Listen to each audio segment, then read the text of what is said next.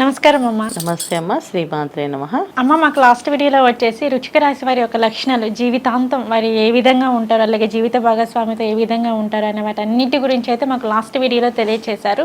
అలాగే ఇక తదుపరి రాశి మనం ఒకసారి చూసుకున్నట్లయితే ధనుర్రాశి. మరి ఈ ధనుర్రాశి వ్యక్తులు కూడా జీవితాంతం వీళ్ళు ఎలా ఉంటారు, వీరి యొక్క లక్షణాలు ఏంటి, అలాగే వీరి యొక్క గుణగణాలు ఏ విధంగా ఉంటాయి, దాంతోపాటు ఏంటంటే వీరు జీవిత భాగస్వామితో కూడా ఏ విధంగా మసులుకుంటారు అనే వీటన్నిటి గురించి మాకు ఒకసారి తెలియజేయండి అమ్మా. ధనస్సు రాశికి అధిపతి గురువు కనుక చాలా బాగుంటారు. వీళ్ళు చాలా చక్కగా మాట్లాడగలుగుతారు, ఎదుటి వాళ్ళని ఆకర్షించబడతారు. వీళ్ళు ఓకే, చాలా అట్రాక్టివ్ పర్సన్స్ అనమాట వీళ్ళు చక్కగా. సో ధనస్సు రాశి అనేది ఇప్పుడు మనం చెప్పుకునేది ఏంటంటే ధనస్సు రాశి లక్షణాలు చెప్తున్నాం.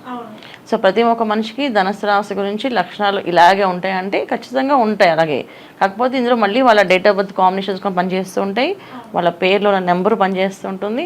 ఆ పేర్లో ఉన్న నెంబర్ ప్రకారం వీళ్ళకి ఉన్నాయి ఇబ్బంది. వాళ్ళ జన్మజాతకం ఏదైతే పుట్టినప్పుడు ఒక జాతకం ఏర్పడుతుంది కదా, గ్రహస్థితి అదిను, దాన్ని బట్టి వాళ్ళ కుండలి జాతకం ఎలా ఉందో దాని ప్రకారంగా ఉంటుంది.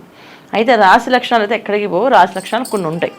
సో మనం ఒక మనిషి రాశి లక్షణాలు చెప్పుకున్నప్పుడు ఏమవుతుందంటే అందులో 50 to 60% కొంతమందికి మ్యాచ్ అవుతాయి, 30% కొంతమంది మ్యాచ్ అవుతాయి. ఎందుకంటే వాళ్ళ జాతకం బ్రహ్మాండంగా ఉంది, పేరు బ్రహ్మాండంగా ఉంది అనుకోండి, సో వాళ్ళు చూసే అవకాశం ఉండదు, ఫాస్ట్గా వెళ్తారు.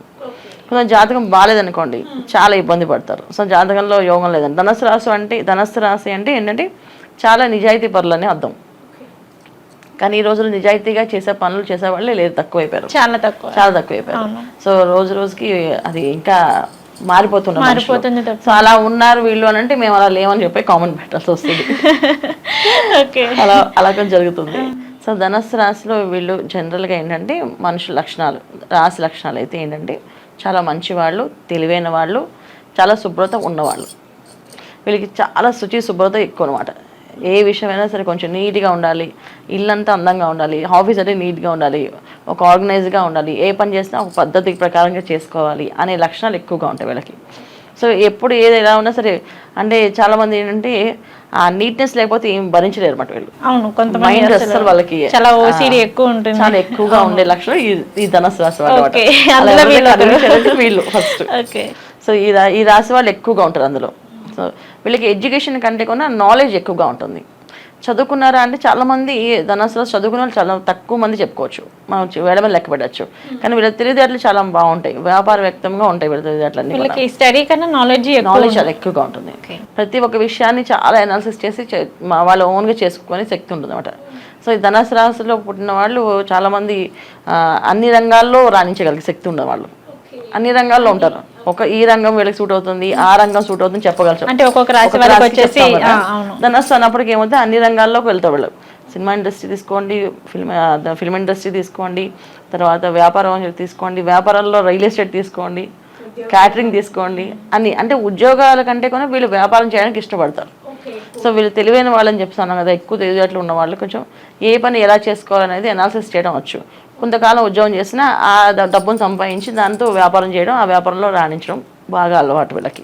అది బాగా వీళ్ళకి చాలా ఇష్టం అనమాట. సో ఇలా ఉండాలి, ఇలా చేయాలి అనేది వీళ్ళకి ముందే ప్లాన్ చేసుకుంటారు. చాలామంది ప్రొఫెషనల్స్ కూడా ఇందులో ఉంటారు. ధనస్సులో చదివిన డాక్టర్స్ కూడా ఉంటారు, వాళ్ళు మంచి హస్తవాసమే అవుతారు.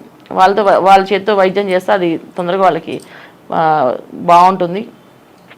చాలామంది అంటే మీరు మీ గురువు గారు డాక్టర్ గారు చెప్తే ఈ మందు వేసుకుని వెంటనే తగ్గిపోయిందని మాకు అంటుంటారు కదా, దీనికి కూడా ధనస్సు రాశిలో పుట్టిన వాళ్ళకి అదృష్ట యోగం అనమాట.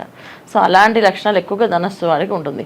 ఇంకా జీవిత భాగస్వామికి దగ్గరికి వచ్చేసరికి ఏమవుతుందంటే మంచి వాళ్ళు దొరుకుతారు వీళ్ళకి, 110% మంచి వాళ్ళు దొరుకుతారు. ఎవరికో ఒకరికి ఇద్దరికి అంటే మనం ఇప్పుడు ఒకప్పుడు ధనస్సు రాశికి మంచి వారి జీవిత భాగస్వామి చాలా తెలివైంది అండ్ వీళ్ళకి అనుకూలంగా మారే అమ్మాయి లేదా అబ్బాయి, అబ్బాయిలకైతే అమ్మాయి, అమ్మాయిలకైతే అబ్బాయి. సో అనుకూలంగా మారుతారు, వీళ్ళకి అన్ని అనుకూలంగా చేసి పెట్టేవాళ్ళు, వీళ్ళ ఆలోచనలతో వీళ్ళు నడిచేవాళ్ళు, వీళ్ళతో వాళ్ళు కరెక్ట్గా వాళ్ళు చెప్పేది వీళ్ళకి అర్థమవుతుంది, వీళ్ళు చెప్పేది వాళ్ళకి అర్థమవుతుంది, అలా అండర్స్టాండింగ్ చాలా బాగుండే వాళ్ళు ఉన్నారు. కానీ ఈ రోజులు చెక్ చేసుకుంటే మళ్ళీ అలా చాలా తక్కువైపోయారు. ఎందుకంటే వాళ్ళ రోజున ఎన్ని బాగున్నప్పటికీ కూడా ఒక డిఫరెన్స్ ఏంటి, ఏదో ఒక చిన్న ఈగోతో వాళ్ళు చిన్న చిన్న విషయాలతో విడిపోతున్నారు. సో కొంతమంది వివాహాలు చేసుకోవట్లేదు. సో ఇలాంటి లక్షణాలు కూడా ఉంటాయి కొంచెం. ఎందుకంటే ధనస్సు రాశి వాళ్ళకి కొంచెం మొండితనం ఉంటుంది, బయటికి కనిపించిన మొండితనం ఉంటుంది, ఎందుకు ఇలా చేయాలి మేము అనే లక్షణం కూడా ఉంటుంది. అది బయటికి కనబడదు. అంత వీళ్ళు కనిపించేదంతా వాళ్ళు శుభ్రము మంచిగా మాట్లాడడము ఎదుటి వాళ్ళతో ఏ విషయాలైనా సరే కోపం లేకుండా మాట్లాడగలుగుతారు. చాలా కోపం ఎక్కువ వీళ్ళకి. కానీ ఎదుటి వాళ్ళతో మాట్లాడినప్పుడు మాత్రం ఆ కోపం చాలా కంట్రోల్ చేసుకొని మాట్లాడే శక్తి వీళ్ళకి ఉంది. ఓకే, మీరు ఇందాక అన్నారు కదా, సో వీళ్ళకి నాలెడ్జ్ అని చెప్పేసి, సో ఆ, ఎక్కడ ఎలా మాట్లాడాలి అని బాగా తెలుసు అనమాట. సో ఆ కోపాన్ని కంట్రోల్ చేసుకుని మాట్లాడగలుగుతారు.